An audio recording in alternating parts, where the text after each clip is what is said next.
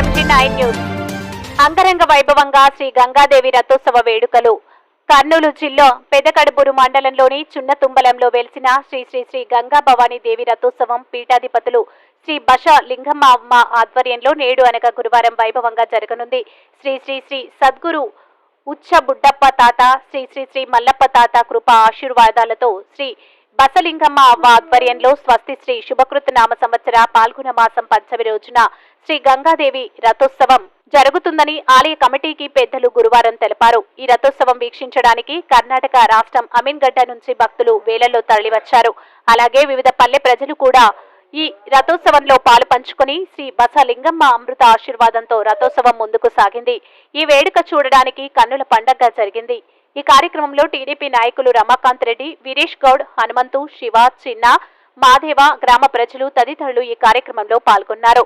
MG9 news తో పెదకడుపూరు reporter yes Arun Kumar.